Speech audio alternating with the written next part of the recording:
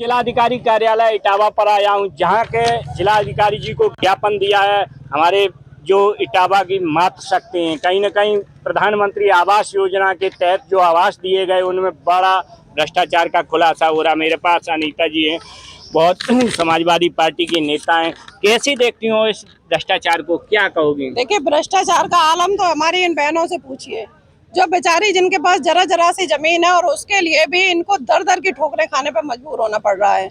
आज ये सुबह से भूखी प्यासी अपने बच्चों को बिलखता छोड़कर आज यहाँ बैठी हुई हैं। इसका खामियाजा कौन भरेगा? इसका कौन जिम्मेदार है? आप लोगों ने जिलाधिकारी जी को ज्ञापन दिया है? जिलाधिकारी जी को हम लोग कई बार ज्ञापन दे चुके हैं, लेकिन कोई सुनवाई नहीं की गई है। आप सोचिए कि इतने गरीब लोग हैं, इनके पास आवास नहीं है और उनकी किस्तों के लिए इनको दर दर भटकना पड़ रहा है। प्रधानमंत्री जी सबको आवास देने की बात करते हैं, लेकिन आवास आप यहाँ धरातल पे देखिए, कहीं कोई आवास की व्यवस्था नहीं है। और तो और उन किस्तों के लिए इन लोगों को दर दर की ठोकरें खानी पड़ रही हैं। बताइए, किसी गरीब के पास, मजदूर के पास इतना समय है कि वो अपना काम काज बच्चे छोड़कर यहाँ दर दर की ठोकरें खाए, रोज अधिकारियों के ऑफिस के चक्कर लगाए और उसके बाद भी उन्हें सालों साल कोई एक पैसा नहीं दिया जा रहा है। बहुत बहुत धन्यवाद। क्या कहोगी बहन जी, क्या कहोगी? आवास आपको मिल रहा है? क्या समस्या है, क्यों आई है यहाँ? अरे नहीं मिल रहा, पैसा नहीं मिल रहा, फूटेगा डरे कहाँ पर आए। एक आध किस्त मिली आपको? कोई किस्त नहीं मिली, मुझे तो बिल्कुल ही नहीं मिली। कौन जिम्मेदार है, कौन सा अधिकारी इसमें जिम्मेदार है? कोई अधिकारी नहीं है। नगर पालिका से हैं ये लोग? ये ढूंढा विभाग में आप अधिकारी से मिली? मिले हैं नहीं, लौटाल देते हैं। क्या कहते हैं? कहते हैं मिल जाएगी। कब मिल जाएगी? अब जाने कब मिल जाएगी। एक साल होगी साहब, चक्कर काटते काटते कुछ भी नहीं मिल रहा है। आप लोग क्या काम करते हो? हम लोग कुछ नहीं, जी मेहनत मंजूरी बर्तन ये देखो, बहुत बड़ी समस्या है। ये लोग मेहनत करके अपने बच्चों को पालती हैं, ये मातृशक्ति। और कहीं न कहीं यहाँ जिलाधिकारी कार्यालय पे अगर समय को बर्बाद करेंगी तो इनके बच्चे कैसे पलेंगे?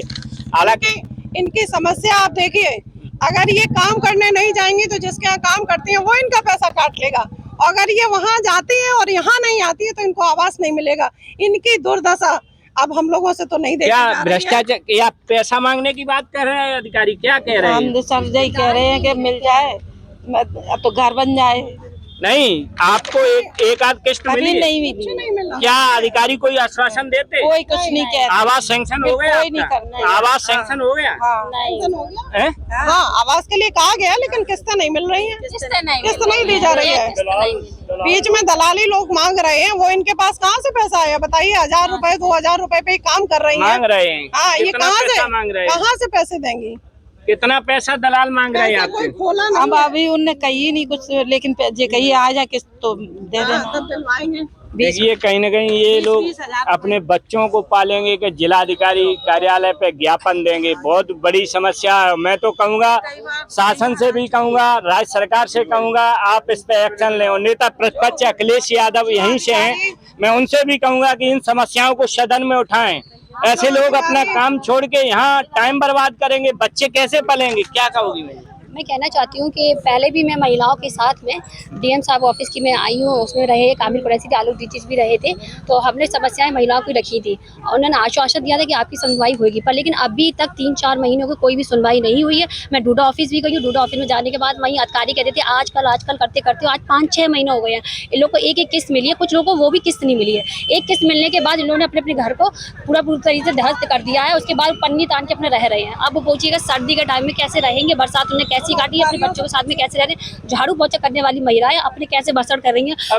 अभी 1 साल पहले गांव इटावा के पास एक गांव है चंदरपुरा, तो वहाँ कच्ची दीवार के साए में 4 बच्चे रात में जाग रहे थे, पानी बरस रहा था।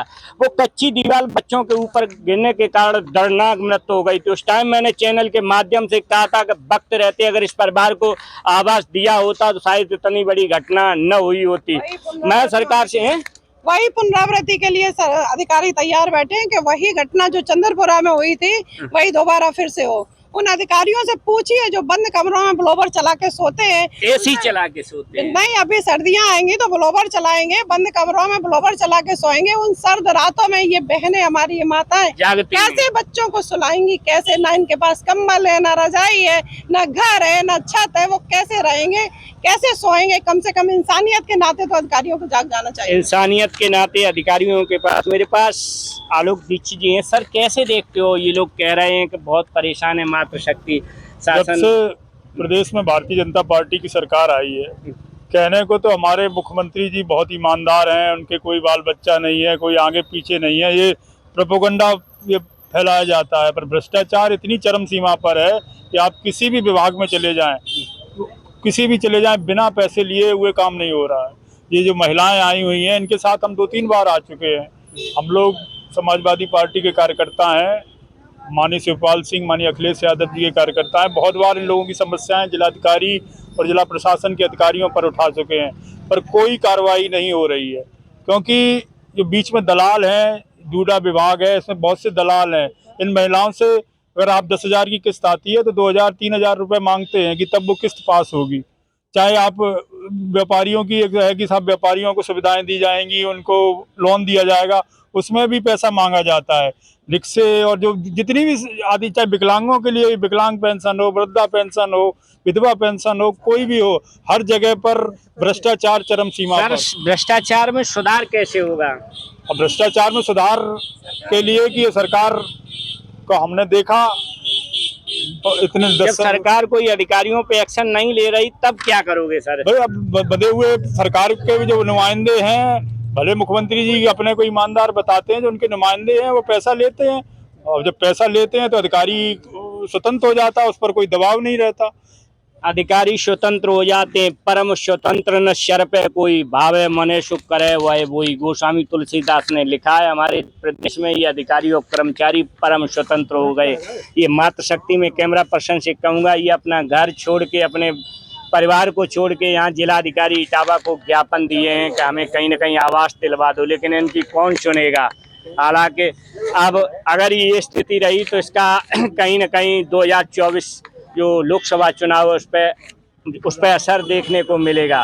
मैं कहूँगा शासन पे, शासन के जो नेता हैं, जो शासन में बैठे माननीय मुख्यमंत्री जी, का आप ऐसे अधिकारियों पे कार्रवाई करें, नहीं ये लोग परेशान हो जाएंगे, बर्बाद हो जाएंगे। बहुत बहुत धन्यवाद। इसी के साथ मैं कपिल यादव, MBM न्यूज़ 24, जिलाधिकारी कार्यालय इटावा, उत्तर प्रदेश।